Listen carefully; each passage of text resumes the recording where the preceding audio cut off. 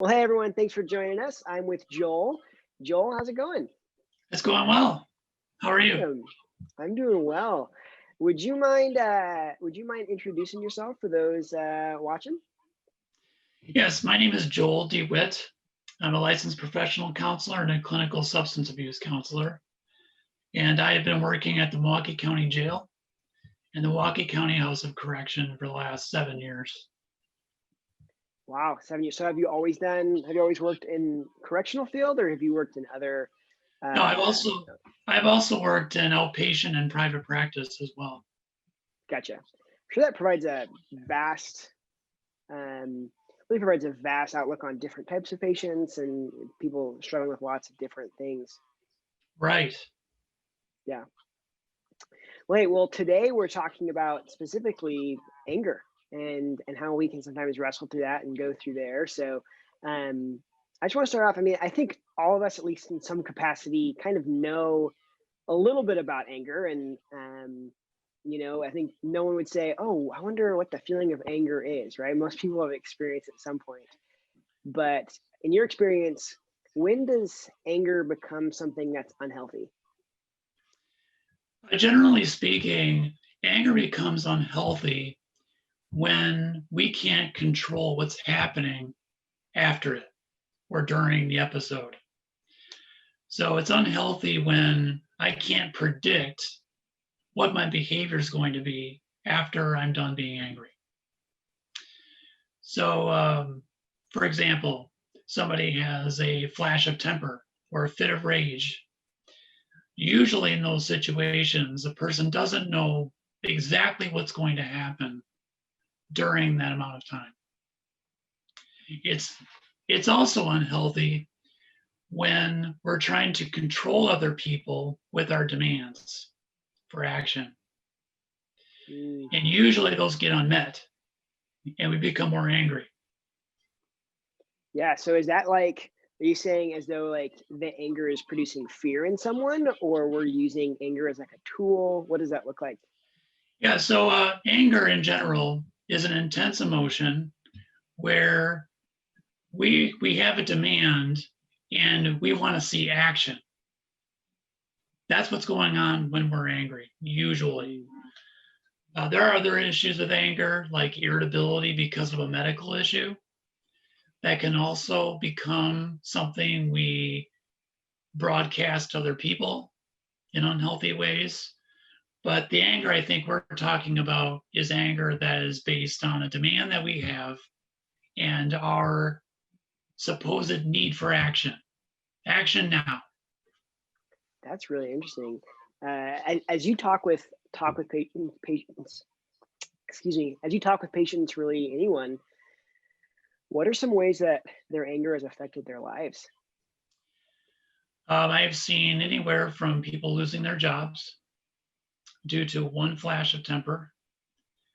I have seen people in marriage counseling because of anger issues and having ruined marriages because of it and other family issues.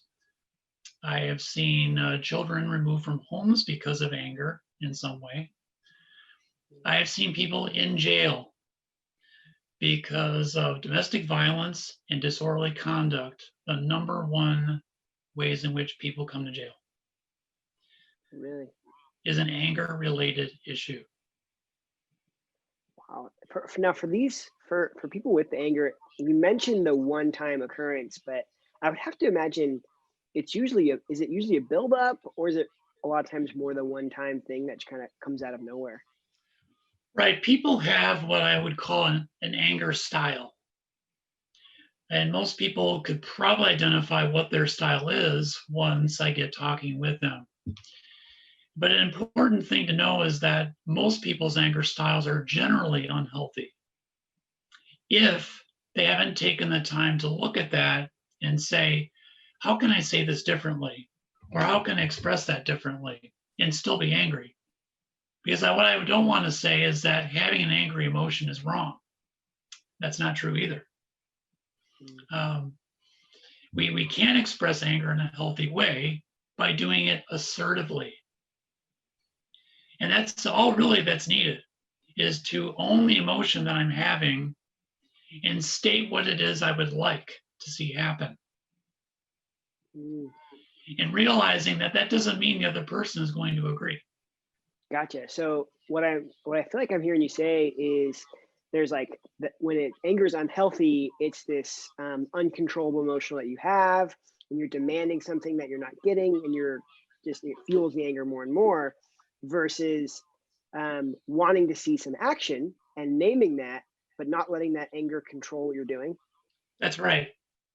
Gotcha. So I often talk about anger styles. Of course, we want to be assertive. That's the anger style we want people to use all the time. Be honest about your feeling and say what it is that's going on. If it needs to be said, you can check it and say, you know what, I don't even know why I thought that. Or I don't even know why I'm getting myself worked up about that. That's not even where I'm going. So we can correct ourselves. But at the same time, people can become explosive. That is, they have temper tantrums at any little thing that makes them upset. They do it out in the open, they do it in private. But usually when they're explosive, the anger episode is short and it goes away. They said what they really thought and felt, but it's a flash of temper. Yeah. Then we have passive aggressive styles of anger, where I keep it on the down low and I bring retribution later. Or I deny my feeling of anger. Basically, I'm lying. Yeah. I don't really feel the anger. I don't know how to communicate that, so I'll say I'm not angry. But then as I mull over it, the angrier I become. And now I feel justified in carrying out an act of retribution. This is probably the most dangerous form of anger we have in society. Somebody who is upset, we made them upset, you can tell. There's a complete change in appearance, and they're not speaking. So we know we've offended them, but they're not going to tell us what's wrong. Or they become sarcastic, or they engage in excessive joking about situations, or they like to see people getting hurt at others' expense, because that's a form of retribution. That's all passive aggressive stuff. Interesting. So this is fascinating. I'd never heard about the different types of kind of anger expression. Excuse me. So just to synthesize what you're saying, so we have the assertive, which is like a healthy way to describe anger. It's like when you're naming it, right? Explosive, which I imagine is a lot of when you see a lot of the domestic abuse type of situations. Is that usually that type of anger? You can, right. It can be physically dangerous, but mostly it's verbal. Okay. Gotcha. And shows of violence like punching walls and breaking things. Gotcha. Okay. Yeah. So beyond styles of anger, we also talk about degrees. Okay. So we would talk about assertive anger as expressing anger up to the first degree. That's where we want people to stay. I want to identify anger as it starts in my body. I want to know that I'm feeling angry. What is that for me? Do I start to get hot, or do my eyes twitch, or other sensations in my body to let me know and cue me in that I'm feeling angry? That's where it should start, is identifying that and owning that first, and not trying to hide it or pretend that we're not angry when we are. Yeah. And the second one is to assert the anger. Anything past that, and I call these levels, these degrees, 2 through 6. Gotcha. All these degrees are unhealthy and aggressive expressions of anger. The silent treatment, verbal abuse, name calling, even if you're not even using foul language, there are ways we know how to communicate with people we know that can hurt them. And we do that when we demand action. And that's aggressive. It moves past assertiveness and becomes aggressive. And degree 3 is when we are angry and breaking things, vandalism, whatever those things are. 4 and 5 are injury. Gotcha. And of course, the last one, degree 6, is an anger episode that leads to the death of another person. Of course, Wow. we don't want that. Right. Yeah. And is there typically when someone has anger to these degrees, is it a building? So like someone might go 2 and then 3, or is Yes. it like all of a sudden someone goes from not really having anger to they're hitting 4 and 5? Usually in a build. Yeah, there are people definitely that notice a build up and want to do something to stop that from getting too far. Yeah. So people that know that they have a tendency to become violent when they're angry will try to do things to stay away from situations that would cause that. Mm, So maybe they don't speak as much, or they don't express too many opinions. They do things on purpose to prevent themselves from becoming the Incredible Hulk, so to speak, right. in their anger. What I do find though a lot is people saying it takes a lot to get me upset.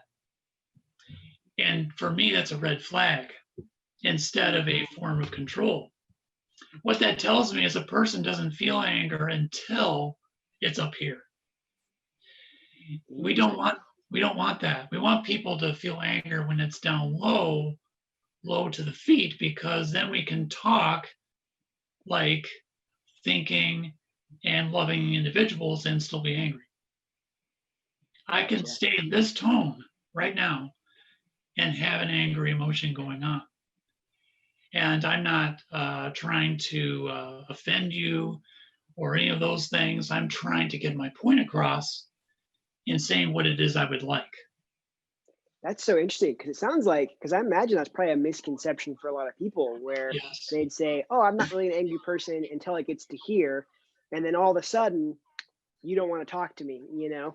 And that's it right. sounds like that's not a healthy response either. No, we don't wait until things get to chair 3 or chair 2 Right. to resolve issues. We want to handle them when they're down low. When Interesting. we wait, the higher we are in the ranges, we're telling people the less resources we have to think and act responsibly. Gotcha. So you're saying when we get to the higher levels, then like just like naturally how our bodies process anger is we lose the ability to think maybe straight or things like that. That's And so right. if we don't deal with something like a, would you call it a trigger? Would that be right Absolutely. phrasing? Okay, so Right. like if you don't deal with the trigger when it's lower, it'll express that way. It will. We actually are not good at hiding anger from ourselves. We're not good at it in general. Interesting. And in fact, if we try to stuff our anger and act as though we can deal with this later and later and later, unfortunately, it leads to an unpacking or an avalanche of issues that who knows how long they've been going on. Sure. And I find this a lot in relationships and marriages where things have been left to brew for a while. And not only now, after so many years, has this really been the issue. It's not been how you do the laundry. It's not been how you go out to the garage and work on your car. It's all this other stuff that never got addressed. So there can be a buildup, but there can also be a flash of temper that people have not anticipated.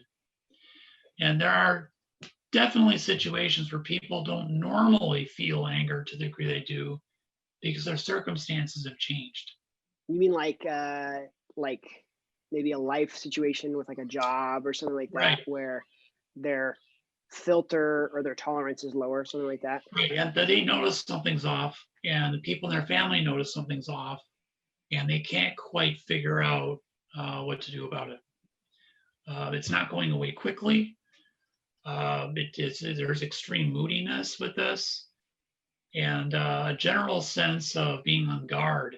The family in general is on guard with these individuals, not quite, including the person who's angry, not knowing how to move past that. Hmm. Uh, That's Probably interesting. because the disappointments are so strong. So you've already mentioned some really great stuff about like maybe some misconceptions. Is there anything else? Is there any other misconceptions that people might have about anger, or how they view it, that you've seen or you talk to people comes up into the forefront? Well, the misconception that I run across the most is when people have fits of rage, they tend to think of them as normal experiences. The problem with that is these are actually moments of temporary insanity. When a person has a fit of rage, that person is not themselves. And we can all like kind of identify with that to some degree. That's not what I meant. That's not what I wanted to happen. You know, when I see people in jail, so many times in tears, people are telling me, that's not me. Here's the problem. That was you in that moment. Mm. And the misconception is that only hardened criminals have these kinds of anger issues. The truth is, the average person on the street has some sort of anger management problem if they have not addressed it and learned how to communicate assertively. So That's so good. that's predictably so. Yeah. That's really good information. What would be some steps towards achieving a little bit more of that assertive anger, that being able to recognize? What would be some things you'd advise people to think through or steps to take? Your anger causes you to have less control over what you mean to say. That's one thing. The second one is you can't predict what your actions are going to be while you're angry. That includes if you're disciplining your children. If you're doing this during an anger episode, I'm going to caution you to wait until you're not angry anymore and then consider whether or not a line of punishment is really that necessary. There are other situations too, like you frequently engage in anger that does not get the results that you want. People are telling you, you know, you're really angry. You need to get a hold of that. That's other people telling you you got something to work on. Yeah. It's causing you to lose jobs. It's causing you to have arguments. You're arguing in front of children. All these are examples of things you can start to see that may warrant needing to get some extra skills in Gotcha. in addressing anger and how can I make this work for me and everyone else. The other misconception is that, yeah, I already said this, that only certain individuals have Sure. anger problems. When we all experience anger probably every day. Mm. I mean, it sounds like, man, I don't know about you, but I mean, you drive with someone, you're doing something with someone, and I don't know, somebody cuts you off, and you experience those emotions. Maybe you say those to the person that just cut Yeah, you off, right. um, and I wonder if that there's helpful techniques to those moments come up. And is there anything that maybe you teach people that you work with? Okay, when you feel that, you start to notice this in yourself. Yeah. What do you do to calm down? What do you do to kind of really take a hold of your emotions again? Well, one of the things people can do is start a kind of a thought record of things they want to say when things like that take place ahead of time. Yeah. So I'm not talking about one-time events. People have been cut off on the road, for example, probably lots of times. Yeah. So it's important that people think ahead, how am I going to respond if this would happen again? Mm, Maybe you were in a hurry to work yourself, mm, and maybe I need to leave earlier. The you're stuck behind a slow driver getting onto the entrance ramp. I've had that story told to me many times, that they're in a hurry. And so there's an issue. You're in a hurry. Yeah. You know, finding the flexible point. You know, why is this such a rigid demand right now? The person that cut me off, they didn't kill you. You start to back off of the extremes and begin to say to yourself, okay, the person didn't catch the distance. They didn't realize what they were doing. Or they did. You know what? That's not me. That's not me. I'm not going to do that to them. I'm not going to engage in retribution. That's only going to get me in trouble with the police, which almost always happens. I'm guessing for a lot of people probably watching this right now, probably one of the biggest sources of anger comes from probably family, if we're being honest. You know, Right. maybe that's a spouse, a significant other, maybe that's, you know, a parent, maybe that's a child, you know. Absolutely. And I've heard it say the things we say to our family sometimes is worse than we would say to a friend or things like that, because Right. they're such a close place to the heart. And from what you're saying, it sounds like so much of anger prevention and handling comes as preventative maintenance, as comes from thinking through things before. Right.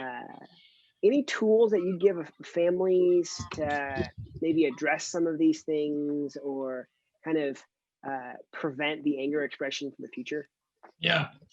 One of the things people can do is recognize that they might need to take a time out when they're angry. So if you're in the midst of a conversation that's difficult, you'll have to signal to the other person that you need a break so that you can think clearly. The purpose of the break is not to escape the situation for long periods of time and avoid. It is to take a break and come back at a time that you mutually agree on. It's also important that families have family meetings. You get in the habit of having discussions about things that are about where we want to go and what we would like to be doing, so that they're not surprises to everyone. One of the biggest mistakes a lot of couples make in their marriages is they engage in ambush conversations about issues that can't be resolved in a few minutes. They bring up things they've been thinking about, the other person isn't ready, and vice versa. And it's an unbalanced conversation that creates this swath of anger that didn't need to happen in the first place.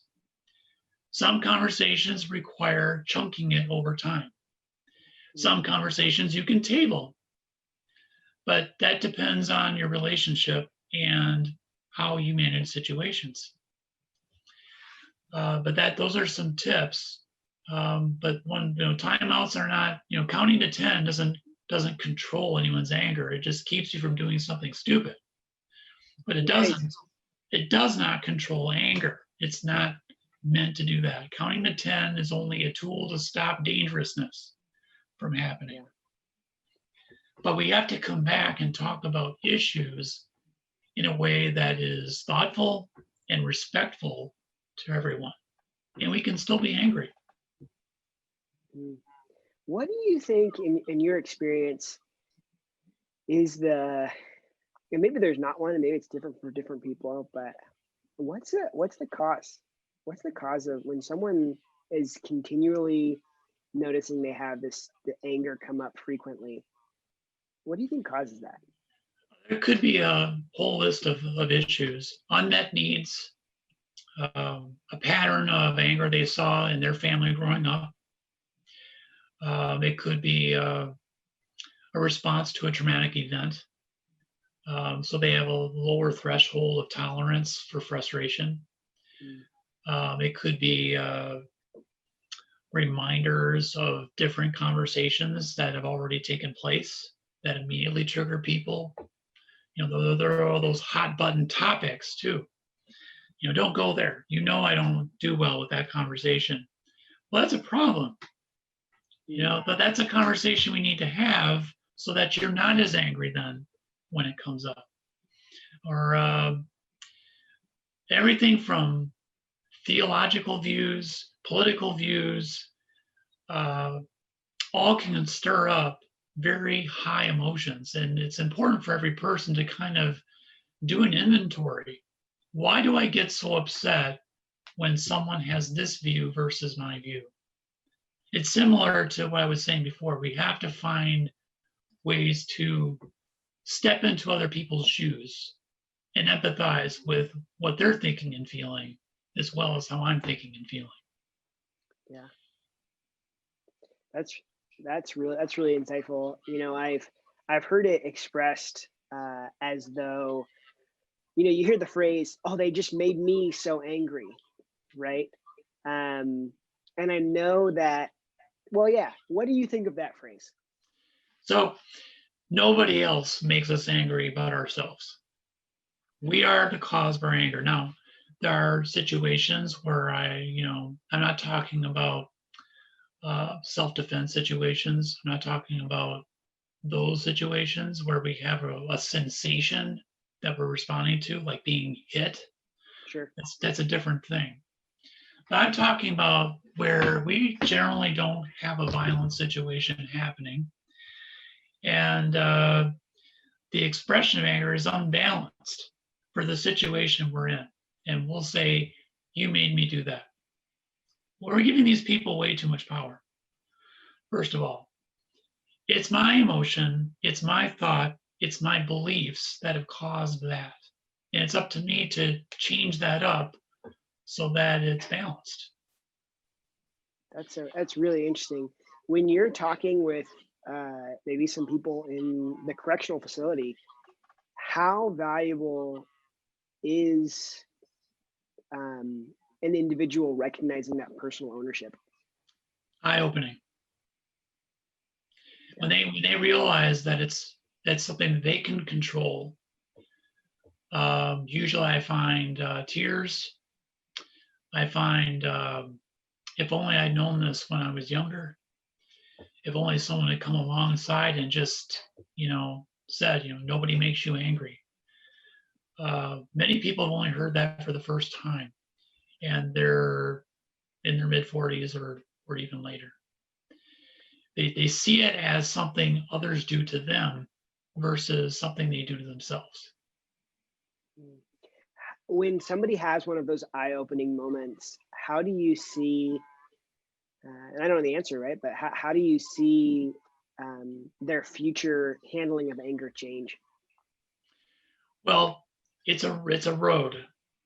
Yeah. So I don't promise that because they had this awakening that this means they're suddenly have made the changes. Now they got to make the changes and practice wearing the new clothes. And that takes time because it's easy to fall into old habits and old expressions. I often tell people that struggle with bitterness, which is hardened anger over time, that if the people you're so angry with were to just, for some miraculous reason, come up to you and apologize to you for all of the things they had done and roll the red carpet out for you, what would that change? And admittedly, if they're really honest, they'll say it wouldn't change anything because it's about them more than it is about the offense that they've been struggling with. It's taken on its own life. And now all of a sudden to have that removed, it's like, what do I do from here? So it's almost like it's been a life force of its own in that sense. Say someone, I know we've kind of moved away from some of the questions we talked about, but yeah, there's just offer a lot of insight. I know a lot of people personally who have, and they have that anger towards a specific individual or a specific circumstance. In some cases, like you're mentioning, lasts years. Right. How does someone kind of move past that individualized anger? A person has to really do a side-by-side comparison and really put down on paper, what is it that I'm angry about when I see this person, think of this person, whatever it is, and they need to quickly jot those things down.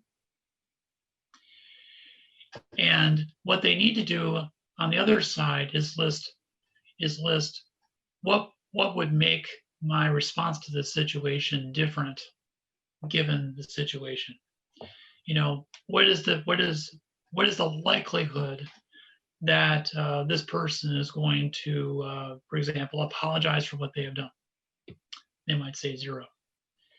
How is this impacting my life? What does it cost me to be this upset with this person? What have I lost in the process? And the other thing, too, is what's the likelihood this person's even going to remember that they even ever offended me? So the strongholds of anger in that way can be intense. But it's important that if it is that intense like that they do take the time to create an inventory of what those things are so they can see it. Yeah. And really what goes on from here is really similar to a grief process. And that is working on, I know that I've been hurt. How can I forgive this person? And that's the key terminology. That is, I know they offended me. When we forgive someone, we're telling a person, you have done something wrong to me. That's the power of forgiveness. But what you're saying is, I'm not going to take any responsibility for creating retribution. I'm taking that off of me and I'm putting it where it belongs. In our case, it should be in the hands of God. But most importantly, we're taking the responsibility of that off of ourselves, and we're not going to hold it over this person any longer. Yeah. That's ultimately what I would hope for, is forgiveness. Yeah. We're not saying we've forgotten what happened. That's not what forgiveness is. We're saying that we acknowledge that a wrong has been done, and I am not going to take responsibility for holding you accountable for that anymore. Yeah, that's really good. I wonder if we can close with just 2 quick questions, and they're really side by side. But one is, I think there's a point at which we need some outside help. We need some outside conversations. We need some guidance. At what point in someone's, as they're thinking through anger, at what point would you advise them it's time to seek maybe some professional guidance, some counseling to kind of handle that?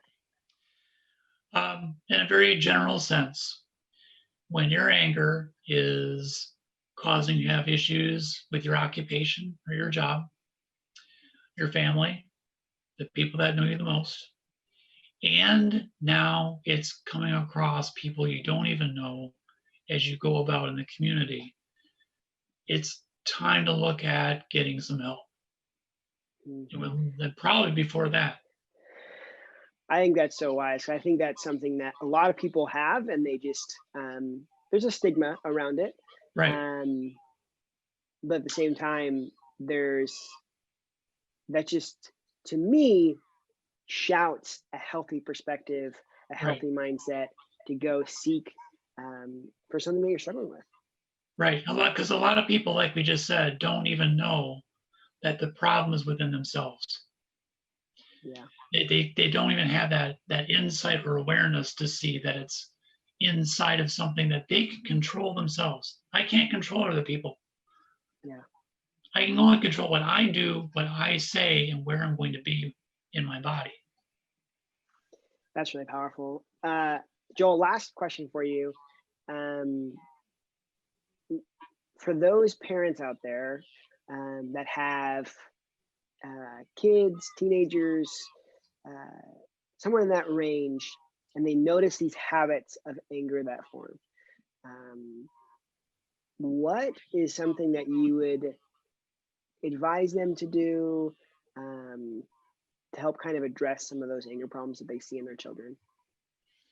Well, one is to definitely model the behavior you want to see.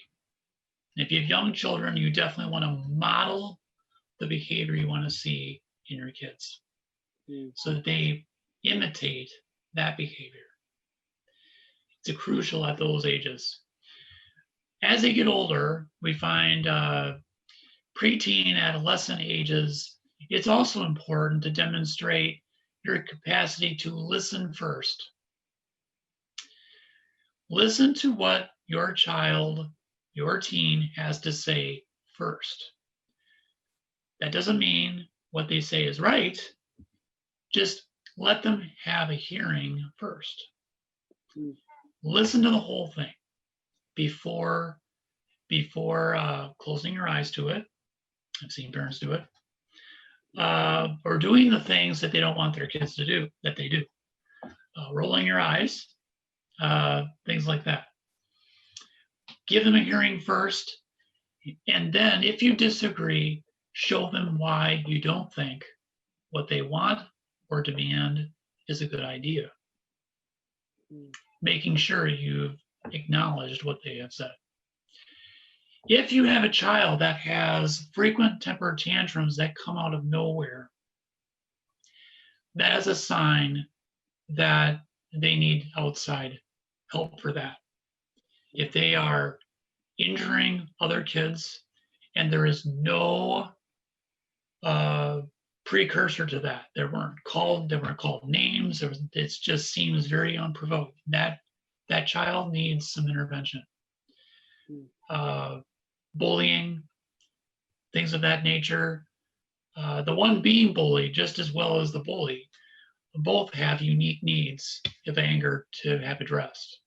Well, Joel, thank you so much. Really appreciate it. There's so much good information. I know it's going to be helpful to a lot of people. Really appreciate that. Really appreciate all the work that you're doing with those in the correctional facility, with those that you're counseling. And thanks again. All right. Thank you.